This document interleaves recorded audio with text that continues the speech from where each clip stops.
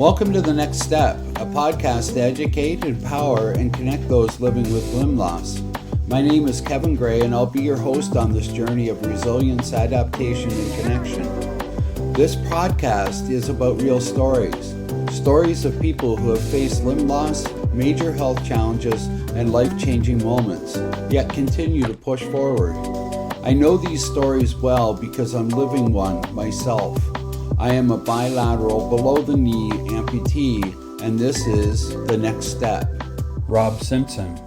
So Rob, let's jump right in. Welcome. Thank you so much for doing this for me.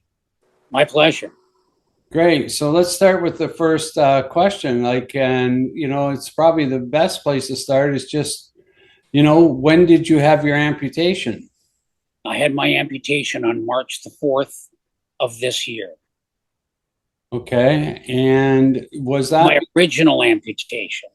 Yeah.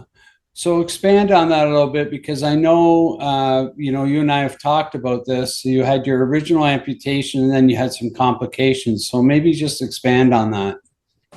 Well, it wasn't that complicated. The tissue was basically not lived. By the time I got to St. John's, where we met,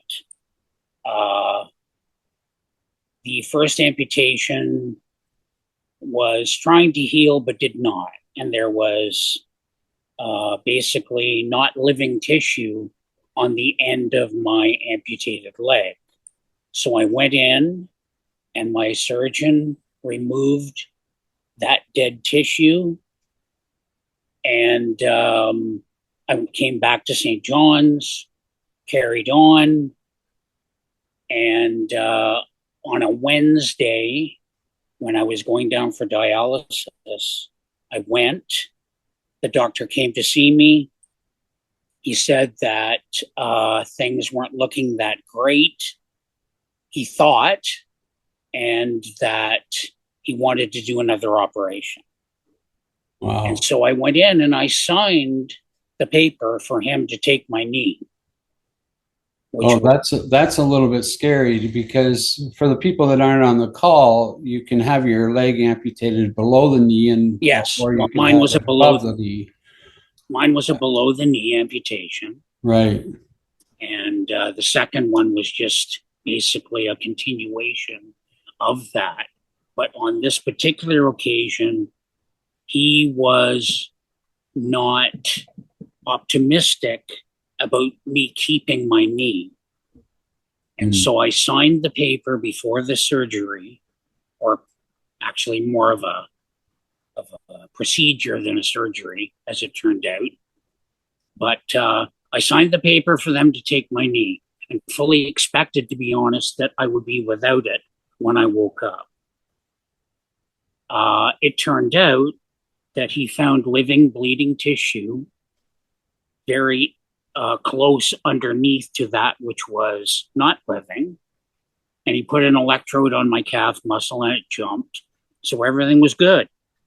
So he only basically went to that living tissue, which meant, of course, he didn't take my knee. And that's where I stand right now. So let's back up there, because there's quite a bit to unpack. You're going into an operation, and the doctor's telling you, hey, we might need to cut your knee off. And how did you feel about that? Like that's a major trauma to your body, and certainly a challenge above the knee than it is below the knee. So what were you thinking at that point? Well, I had a chance to think about it before then, because when they did the second operation and removed the then dead tissue, I fully expected that it wasn't going to work. Okay. I had resigned myself to that already. I'd made peace with that. I went down to the end of the hall at St. John's, which was on our level, but right down at the end, overlooking the picnic tables at the back. I used to go there a lot and just think and look and things like that while I was there. Yeah. So I went down there one evening, and I fully expected that I was going to be pretty upset. And basically, what I ended up doing was giving myself a pep talk.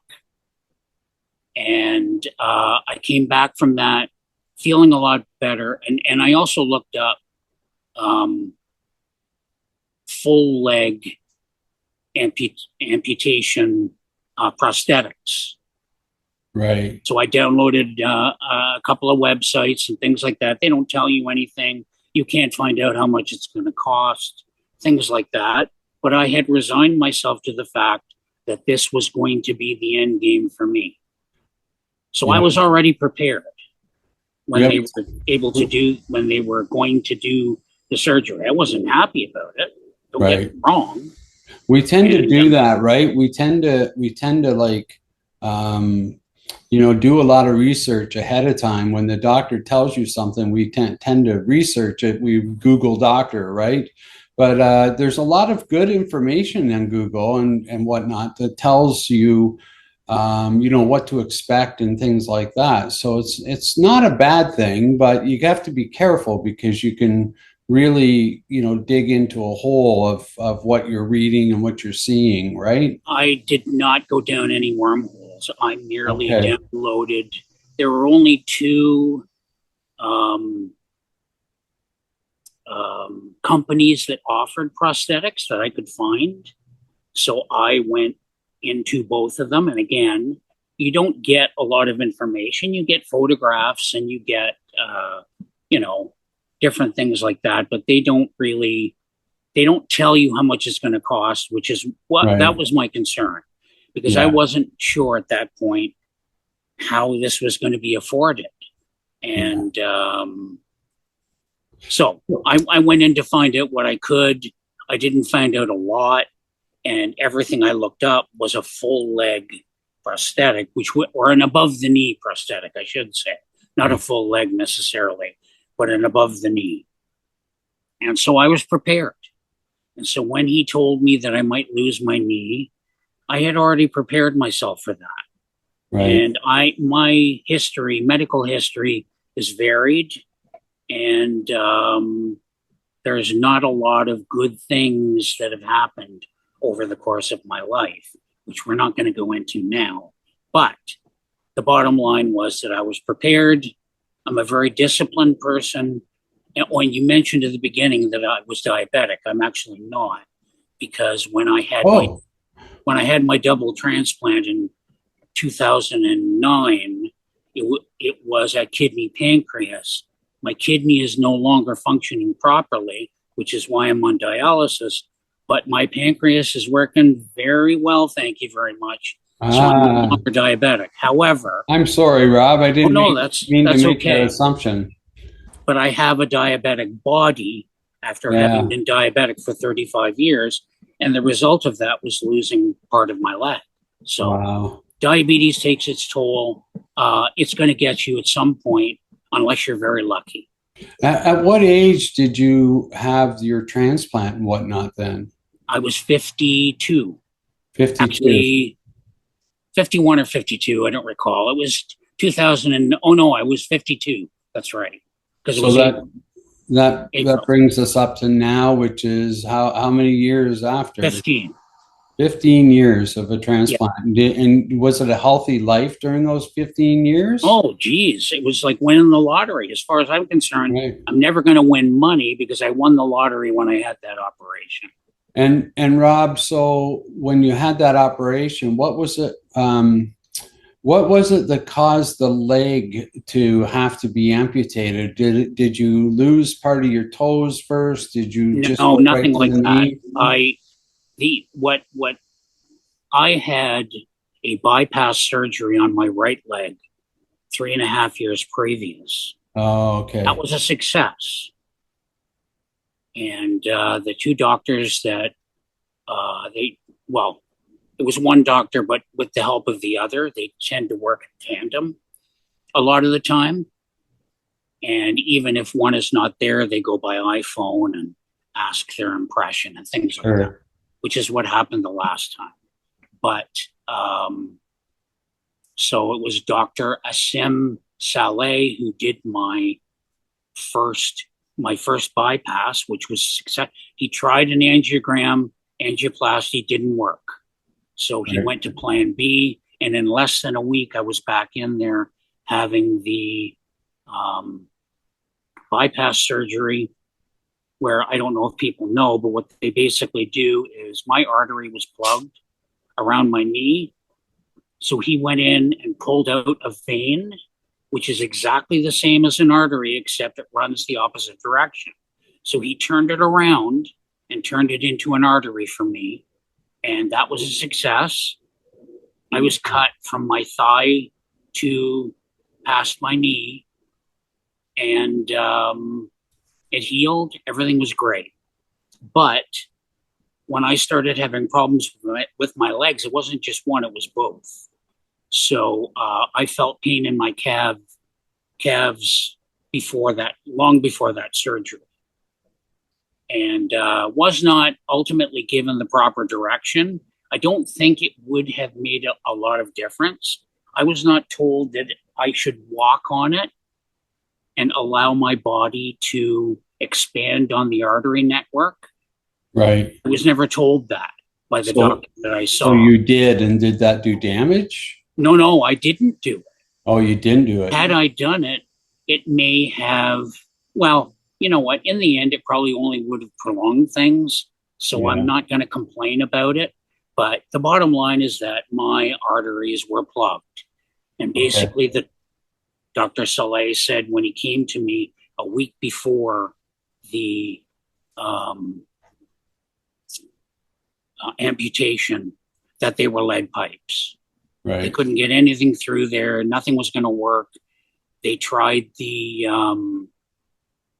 they were going to try the bypass, but there was nothing to connect it to down low. So it wasn't going to work. And so when I knew it didn't work, I knew what the result was going to be. There's only one other thing that can happen. Yeah. So he came to me, said he was very sorry, blah, blah, blah. I waited for another week, and then they did the amputation, the initial amputation. Right. So again, I had a week to prepare for that. Yeah. You know? And I have a tremendous, and this is so important for people who are ever in a position like this. I have a tremendous support network. Yes. I have two sisters who would do anything for me. I have my wife who you've met. Actually, I think you've met one of my sisters. She would do more than anything for me. Yes. So on down the line. I have friends, very kind people. family, blah, blah, blah. It's so important. Yeah, they're very kind people. And you bring up a good point, the whole support system. You have to have that because you can't do this on your own. I want to go back to something a little that you said a little while ago that that kind of triggered in my mind is the cost of these prosthetics. In the end, what happened with the cost of these prosthetics? And the reason why I asked this is because I know my journey and what was covered and how they got paid for. But I was at the hospital just like a week ago waiting for my dialysis myself, and I noticed someone with a leg lost and they didn't have a prosthetic. So I rolled over to them and I said, listen, how are you doing? How's your leg going? And the first question he said is, how do you get one of those and what did it cost? So, Rob, can you take us through how that process happens, or do you know? I have no idea. You don't know at this point, right? At this point, my leg, mind you, I was at the doctor on Wednesday. I saw my surgeon because I see him usually every 3 weeks or a month. And I would say for the very first time during this entire ordeal, he was happy with what he saw. Oh, good. That's not that easy to get that info, believe me. And he had very little debriding to do, which is basically, for those who don't know, he removed whatever scab tissue there were. Well, scab is not a tissue, but he removed the amount of scab that was there, which this time was very little. That's great news. Oh, it's fantastic news for me. And then But so what happens? They'll cast you for your prosthetic, do you think? no, no, no, not yet. Not yet. It's too early for me. Okay. And they warned me that it would probably take 8 months to a year. So So Mark, it's yeah, not I not that bring up long this ago. I bring up this point. The reason being is that so many people, they go into this, they lose their leg, and then they have no idea what the next steps are. Do I get a prosthetic? How much is it going to cost? Does my insurance cover it? Is there any government programs? And like you haven't been through the process. I have, and what happens is that your OT will work with you to get the financing and the funding in place for you to get the prosthetic in Ontario. And normally that's covered partially by a program called ADP, which is a government program, as well as your insurance company would cover some of it. Now, if they don't and you don't have insurance, then there's always war amps that you can turn to and other programs. So I just want to call out that you don't have to overly worry while you're going through this traumatic experience.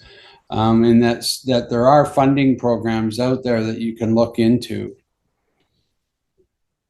Well, it's important to realize, and this is like anything else, usually. Like, first of all, I'm retired, so I don't have any insurance. Right. That's out the window. Um, However, these um, organizations that may be able to help you, whether it's government or otherwise, are not leaping out of the forest to Correct. say, hi, we're here to help you. This does not happen.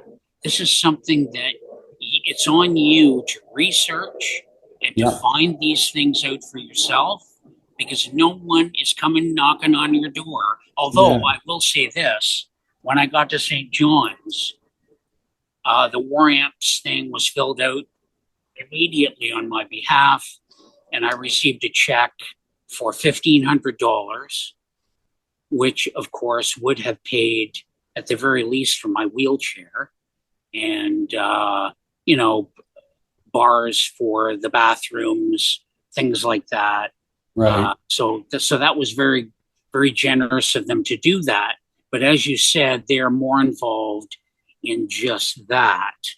They Yeah. may be there for funding for prosthetics and things like that as Right. well. So, Right. And that brings up a point. Like, it's really important to work with your therapist, your occupational therapist, and kind of put those programs in place. And you and I experienced St. John's, but there's many, many other rehab programs out there in Ontario that are really great. We're kind of biased. We really liked St. John's, and the folks over there, they did an amazing job, I think, for me anyway. Yeah, and so I'm pretty happy with that. So Rob, what else? What else do you want to share with the listeners here today that you've experienced over the little bit of time that you and I have known each other, and as you go through this journey? well, one thing I would like to talk about, and this goes for some of the people that you and I have already spoken to previously, who Right. said that they were having trouble moving around in a wheelchair in their home.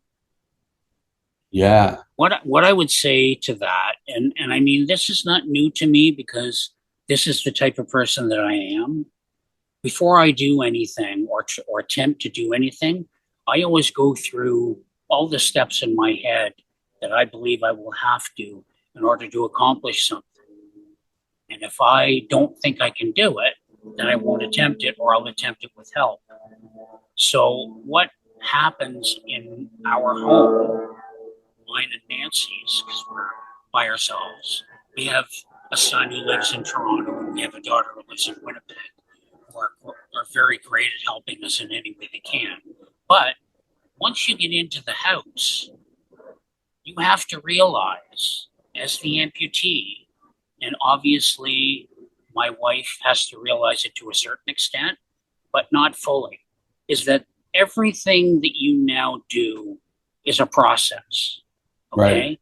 You want to wash the dishes, it's a Oh, process. yeah. You want to get something in and out of the microwave and you have to stand up, it's a process. Yeah. You want to make eggs for your wife in the morning, I have to get a bowl from the cupboard. I have to go to the fridge, put eggs in the bowl, mushrooms, which she loves, a packet of cheese, a fork, and Right. then go to the counter and make those eggs and then put them on the stove to cook. Yeah, Okay. you make it sound so easy because Well, I'm It doing that is. myself, and I'm balancing the bowl, and I've got the mushrooms in my hand. The knife is way over there, and that's a hot stove. I got to be careful of how I reach to turn that on. Oh, I forgot the frying pan back there. It is truly a process, and Oh, absolutely. you have to, 100%. like, in your mind, kind of map that out before you even begin to tackle some of these things. So And the thing is, Kevin, is that, in January, well, maybe not January, I was in the hospital for a long time. But last year at this time, doing that was simple. I right. was walking around on two legs. If I forgot something, you just take 2 steps back to the fridge and that's it. Sure. That's not how it works in a wheelchair or a walker or whatever the heck you happen to be using. It doesn't work Right. that way. And I had an incident that happened exactly, it's a little over a month ago now, where I was I had already cooked something in the microwave or heated up, and now I was heating up a cob of corn, which you can actually do in a microwave, but I won't explain the process. Anyway, I did not have my wheelchair 90 degrees to the stove. It was on a bit of an angle. Right. And the angle that was open was on my leg, which has been, I keep forgetting what it is. When they take it off.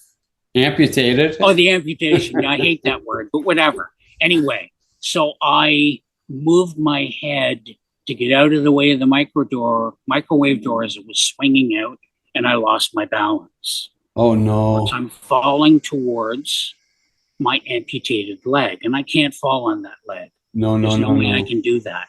So I managed to twist myself around, and I landed on my right leg, which is my good leg, and I landed on my hip. And it hurt, let me tell you. And I went for an x-ray the next day because I went to see the surgeon the next day. And he signed the papers for an x-ray. And it turned up negative. There was no break. Thank goodness. Which was very fortunate for me. Yeah. But it took me a month to heal. A month. Yeah. Let me tell you, the first 2 weeks were extremely painful. After that, the pain became less and less and less, to the point now where there's only specific movements, which I don't know what they are. Yeah. But it will hurt, but it doesn't hurt nearly as bad as it did. And this is the kind of thing that can happen, not just in your home, but in the hospital, anywhere. Anywhere. I mean, you have to be painfully aware of every movement you make, and that includes anything you plan to do in the house, whether it be, doing dishes, because I want to pull my weight. I don't want my wife to be doing every damn thing in the house, right? She's already driving me everywhere. She lifts the wheelchair in and out, and that's something to think about for people who have a support person who happens to be your wife or son or daughter or whoever it happens to be. They're going to have to lift that wheelchair in and out every time you leave the house, every time you arrive at wherever you're going, whether it be hospital, the mall, whatever it happens to be. It's a lot to ask, and you brought it up earlier, is that support system, right? If you don't have that, how do you do that? You can't lift the wheelchair out yourself. But listen, I want to go back. I'm really glad that you have a little bit of ballerina in you, for your background, and you were able to twist and turn and land on the other side and not your hip. That was good news. I'm glad that there's no damage to your hip. And for the people that are listening right now, the reason why we worry about landing on our stump or our injury is that if you damage that, you damage the bone, you break it open, you can very easily be faced with having to have another amputation and starting from scratch again. So that's why we worry about it. But listen, Rob, you've brought up a lot of great points. I'd love to have you back on the show. Are you willing to come back and talk about some of these other things? I want to digest what we've talked about today, and maybe we can just focus on a couple topics here in the future. Would you be willing to do that? You know me fairly well, Kevin. Now, I can talk all day long. So you're like me. and I try to be very precise in what I talk about, which takes longer. So Yeah. I would be more, I'll come back as many times as you want. I don't care. Thanks so much. It doesn't matter to me. Well, I do care, actually. And it does matter to me. And it's important for people, whether they are amputees or whether they're support people. I mean, as a support person, you are never going to be able to understand truly, right, like to be an amputee. Only someone else who's had it. And even then, we have different personalities. Some people handle it more better than others, and so on. It's a personal thing. And but it's important for people to know that unless you have had the loss of a limb to deal with, whether it be your hand, your arm, your leg, it doesn't really matter. They're all extremely difficult, and you need to be able to try. You have to have patience. You have to be able to listen, things like that. These are important things for someone in our case. And, it's not like you're sick. You're not sick. Yeah. Something potentially worse has happened to you. I mean, I'm not going to compare it to cancer. That's another thing altogether. Yeah. But in terms of just, an illness that you can recover from easily or, over a period of time, it's not that this is something you don't recover from ever. This is lifelong. It's gone. Yeah, absolutely. Hey, Rob, this all sounds like one topic in itself, and maybe, having someone that's in your support group join us and tell their perspective as well. Maybe that's a good idea, but let's talk about that in the future. So thanks for joining me today, Rob. I really appreciate it. Really appreciate all of our listeners joining us. Stay tuned for the next podcast, and we are looking forward to talking to you more about amputation, connecting with people with amputations, and just understanding limb loss a lot better than what we do today. Thank you so much. My pleasure, Kev.